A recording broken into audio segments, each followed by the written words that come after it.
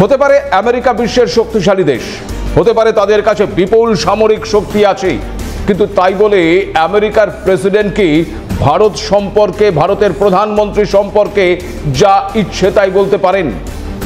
আমি জানি আপনারা যারা ভারতীয় তারা প্রত্যেকেই বলবেন না, পারেন না, কিন্তু কোন সাহসে মার্কিন প্রেসিডেন্ট প্রধানমন্ত্রী নরেন্দ্র মোদীর কেরিয়ার নিয়ে কথা বলছেন? রাশিয়া থেকে তেল কেনা নিয়ে ওই ট্রাম্প ভারতের উপর অসন্তুষ্ট হতেই পারেন, তার দেশে ভারতীয় পণ্যের উপর অতিরিক্ত শুল্ক চাপাতে পারেন, ভারতীয়দের আমেরিকায় কাজের ক্ষেত্রে ভিসার খরচ বৃদ্ধি করতে পারেন, কিন্তু তাই বলে ভারতের প্রধানমন্ত্রীর কেরিয়ার নষ্ট করার মতন হুঁশিয়ারি দিতে পারেন কি? রাশিয়া থেকে ভারত আর তেল কিনবে না বলে দাবি করেছিলেন ওই ট্রাম্প। গত এপিসোডে বিষয় বিস্তারিত জানিয়েছিলাম, কিন্তু তারপরেও যে তথ্য উঠে এসেছে তা আরও চাঞ্চল্যকর। প্রথমত, ভারত পরিষ্কার জানিয়ে দিয়েছে ট্রাম্পের সঙ্গে টেলিফোনে প্রধানমন্ত্রী নরেন্দ্র মোদীর কোনো কথাই হয়নি। তাহলে কিভাবে ট্রাম্প বললেন তার সঙ্গে প্রধানমন্ত্রীর কথা হয়েছে? সবটাই কি তবে ওই মিথ্যে কথা বলে গেলেন মার্কিন প্রেসিডেন্ট? যদি তাই হয় তবে তো এবার ওই ট্রাম্পকে গোটা বিশ্ব মিথ্যেবাদী বলে ডাকা শুরু করবে। এমনটা হলে কি ওই একজন আমেরিকানের কাছে তা কখনো ভালো লাগবে?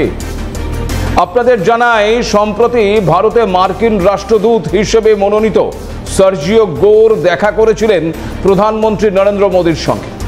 এই আবহে ট্রাম্প দাবি করেন যে সার্জিও গোর তাকে জানিয়েছেন যে মোদী তাকে ভালোবাসেন। ট্রাম্প বলেন, আমি মনে করি প্রধানমন্ত্রী মোদী এবং সার্জিও গোরের বৈঠক খুব ভালো হয়েছে। মোদী একজন মহান মানুষ। সার্জিও আমাকে বলেছেন যে প্রধানমন্ত্রী মোদী আমাকে ভালোবাসেন। অবশ্য ভালোবাসা শব্দটিকে নিয়ে অন্য কিছু ভাববেন না। আমি তার রাজনৈতিক কেরিয়ার শেষ করতে চাই না। আমি বহু বছর ধরে ভারতকে দেখছি।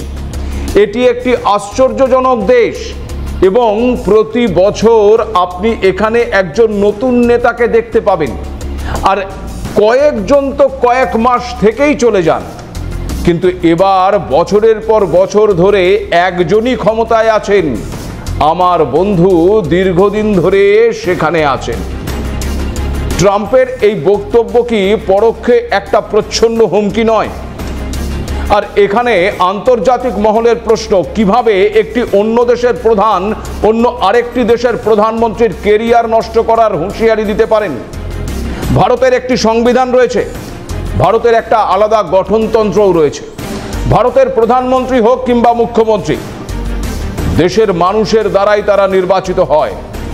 দেশের মানুষ যাকে মনে করবে তিনিই দেশের প্রধানমন্ত্রী হবেন।